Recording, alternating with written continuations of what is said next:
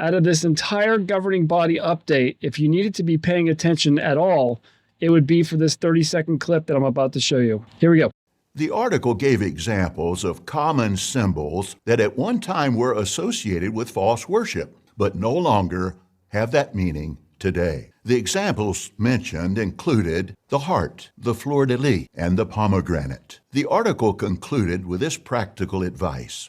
With so many different designs having been used in false worship, if a person went to the trouble and took the time, he might find an undesirable connection with almost every design he sees around him.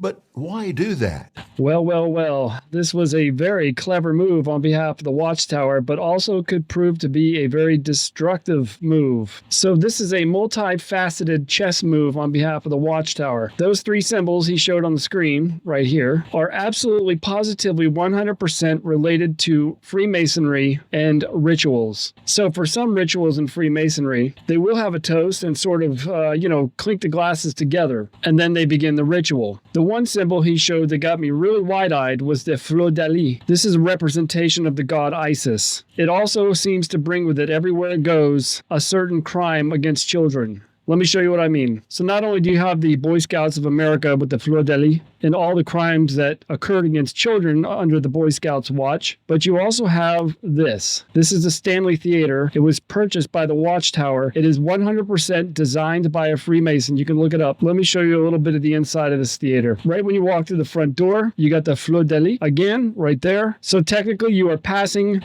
between the altar of Isis because there's another fleur-de-lis on the other door that you can't see in this photograph. So all the doors have a fleur-de-lis on them, and everybody passes through the doors and passes by the altar of Isis. Furthermore, now they're going to pass under the altar of Isis. As I stated before, this particular symbol brings with it certain crimes against children. But pay special attention to the part where he says that wedding rings were once viewed as pagan, but nowadays they just simply mean that person is married. What about wedding rings? Some historians claim wedding rings have pagan roots. Yet today, most people simply view wedding rings as a sign that the wearer is married. This opens the door for a lot of things now, like yoga and Christmas. This could cause some real dissension between JWs. It is also being less strict, so this is going to allow more people to want to join. So this little move here might make or break them. So Christmas has always been referred to as pagan, but now a Jehovah's Witness could say, well, I don't see it as pagan. I just see it as celebrating the birth of Jesus. Or the same thing with yoga. Yeah, you might think it's spiritual, but it's actually not.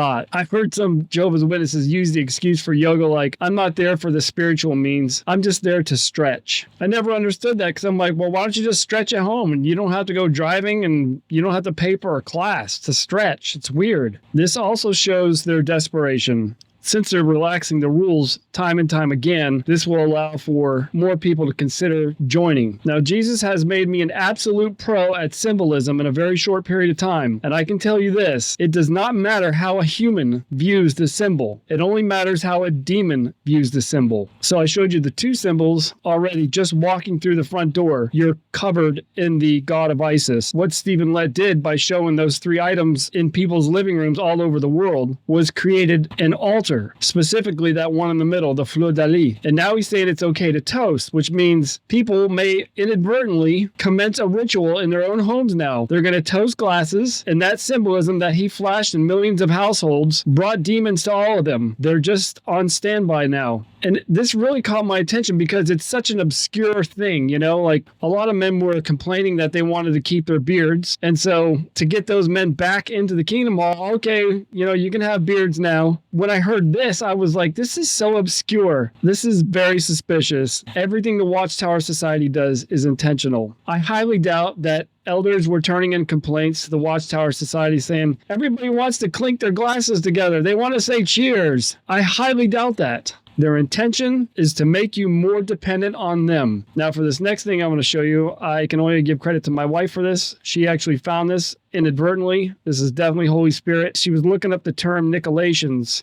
It says it refers to a group mentioned in the book of Revelation that Jesus hated for their teaching and practices. Now, the latter half of this paragraph is the most interesting. They are associated with teachings that allowed for compromise with pagan practices, including eating food sacrificed to idols and engaging in sexual immorality. Is that not what Stephen Lett is asking everybody to do? To compromise with pagan practices. Holy Spirit nailed it. So this is another thing I got to credit my wife for. This is about Masonic toasting. Masonic toasting is a formal part of Masonic gatherings, particularly at festive boards or table lodges, where specific toasts are offered to honor individuals, institutions, and the fraternity itself. That's not too unusual. I mean, there's no harm in that, right? There is a ritualistic nature to this.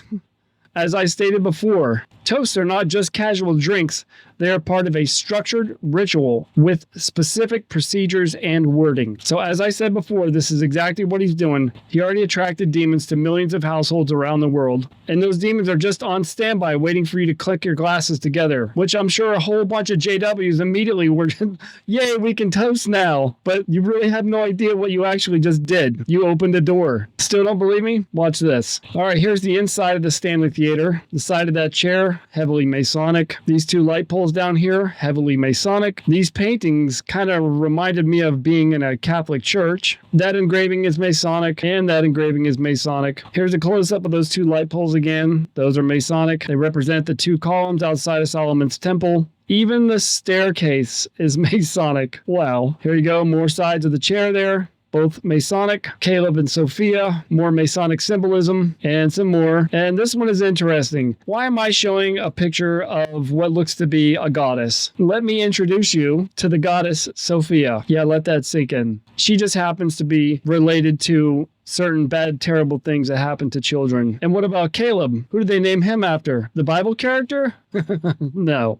Meet Caleb Butler. He's a very notable Freemason. This is who Caleb was named after. Remember, everything the Watchtower Society does is intentional. Checkerboard floor, that is Masonic. When you become a Freemason, they tell you, oh, this represents a, balance, like a yin-yang kind of thing, like a balance in life. But really what it means is deception. And I'll be darned, here's another checkerboard floor in the Bible story book. I'm sure a lot of you guys remember that picture. This is Masonic. How in the world is this Masonic? When you become a Mason for the first time, they make you bare one of your breasts to prove that you're a dude. These two guys right here hugging each other. This is Masonic. How in the world could that be? Ta-da! This is called the 5 points of fellowship. It's just a very complicated way of hugging each other. Silver sword, Masonic. That's why they call the New World Translation Silver Sword. Remember this picture with Samson pushing down the columns? I remember telling my dad as a kid, why would they stack these columns on top of each other? It seems silly. Well, there's a reason why they did this. Yes, I'm sorry, it's true. All right, you see that Masonic symbol in the middle? There it goes right there. They're right behind Samson's back. Just now, I noticed this, and it is funny. You see this guy up here? He's like falling down, and he's got his arms in a bizarre fashion. This is called the Grand Hailing Sign of Distress, which is pretty clever, actually. I thought it was pretty funny, because the guy's falling off a building, he's in distress. That's pretty clever. All right, we got David Splane walking up to a podium. Got Jeffrey Jackson over there on the right, obviously the chairman. And you got Charles Taze Russell. These are all separate videos of Charles Russell. You ever wonder what he sound like? Well, here you go. Faith in human creed by our trust in the wonderful of part third. And like I said, I just cut out clips. And you got David Splane relishing in his ego, pretending like he's some kind of maestro. Why am I showing you these random, obscure clips? Check it out. There are certain Masonic stances that you do, and other Masons will recognize them when they see them. You do the stance briefly, and then you release the stance, or you step normal or stand normally. So here we go. We got Splane walking up to the podium. Ta-da!